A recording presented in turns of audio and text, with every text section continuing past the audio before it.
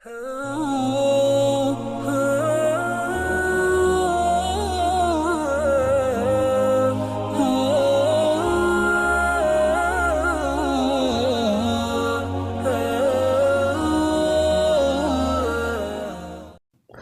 اللہ الرحمن الرحیم حمدا للہ وصلاۃ وسلاما علی رسول اللہ اما بعد۔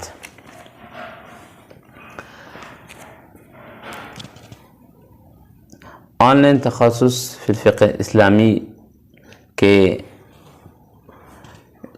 اسباق کے سلسلے میں یہ ہمارا تیسرا سلسلہ ہے، یعنی القواعد الفقہیہ، شرح القواعد الفقہیہ للفقہاء الحنفیہ۔ ہم فقہی قواعد کو انشاءاللہ کوشش کریں کہ ایسے پڑھیں کہ جو مختصر بھی ہو اور پر اثر بھی ہو، جامع بھی ہو اور معنی بھی ہو۔ تو بسم اللہ کرتے ہیں۔ انشاءاللہ آج ہمارا پہلا سبق ہے، اس کے اندر انشاءاللہ العزیز ہم اجمالی خاکہ پڑھیں گے اپنے اس سلسلے کا، شرح القواعد الفقہیہ کا۔ سب سے پہلے تو ہمیں یہ بات جان لینا چاہیے کہ فقہی قواعد کو اگر ہم مجموعوں میں تقسیم کریں تو اس کے تقریباً 14 مجموعے بن جاتے ہیں۔ وہ اس طرح کہ سب سے پہلا جو مجموعہ ہے، جس کو ہم مجموعہ نمبر 1 بھی کہہ سکتے ہیں، وہ ہے ما يتعلق بالنیت والارادہ۔ اور دوسرے نمبر پر جو مجموعہ ہے فقہی قواعد کا، وہ ہے ما يتعلق بالاصل الثابت والعارض الطاری۔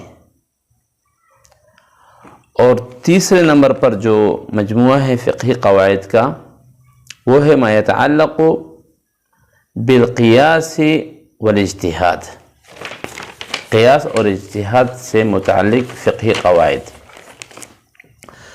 چوتھے نمبر پر جو مجموعہ ہے وہ ہے ما يتعلق بالحاجت والضرورہ، وہ فقہی قواعد کا مجموعہ جن کا تعلق ضرورت اور حاجت سے ہیں۔ پانچویں نمبر پر جو فقہی قواعد کا مجموعہ ہے، ان کا تعلق ہے المفضی الی الحرام، حرام، کہ کوئی بھی چیز اگر حرام کے ارتکاب کا سبب بن جاتا ہے تو وہ بھی حرام ہو جاتا ہے، اس کے متعلق قواعد یہ پانچواں مجموعہ ہے۔ چھٹا جو مجموعہ ہے وہ ہے ما يتعلق بالعرف والعادہ، یہ ان قواعد کا مجموعہ ہے جن کا تعلق عرف اور عادت سے ہیں، رواج سے ہیں، رسم و رواج سے ہیں۔ اور ساتواں جو مجموعہ ہے وہ ہے ما يتعلق بالاصل والتبع، یہ وہ مجموعہ ہے جس کا تعلق اصل اور اس کے تابع سے ہیں۔ اور آٹھواں جو مجموعہ ہے اس کا تعلق ہے وہ ہے ما يتعلق بالولایہ، جسے تصرف علی الرعیہ منوط بالمصلحہ۔ تو آٹھویں مجموعے میں وہ قواعد جن کا تعلق ولایت سے ہے، امارت سے ہے، حکومت وغیرہ سے ہیں۔ اور نواں جو مجموعہ ہے وہ ہے ما يتعلق باعمال الکلام، یعنی کسی بھی آدمی کی بات کو کسی فائدے پہ محمول کیا جائے، اس کو لغو شمار نہ کیا جائے، یہ ہے اعمال الکلام۔ تو وہ قواعد جن کا تعلق اعمال الکلام سے ہے وہ 9 مجموعے میں انشاءاللہ بیان کیے جائیں گے۔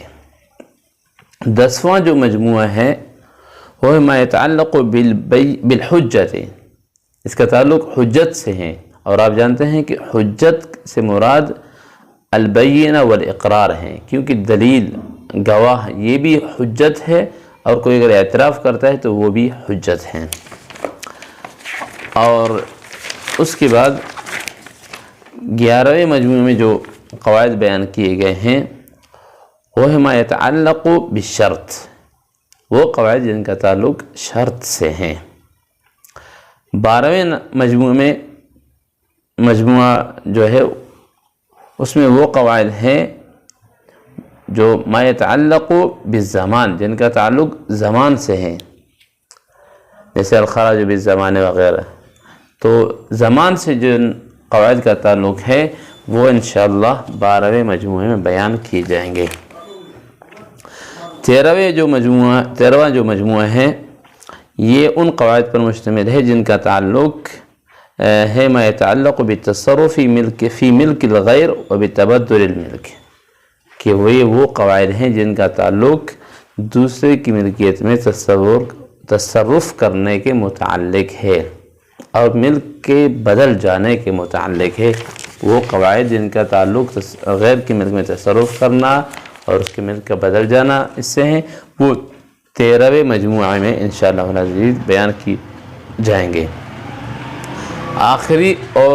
آخری مجموعہ یعنی 14واں مجموعہ جو ہے وہ ان قواعد پر مشتمل ہے ما یتعلق بالتعجیل والتاخیر، جن کا تعلق تعجیل اور تاخیر سے ہیں۔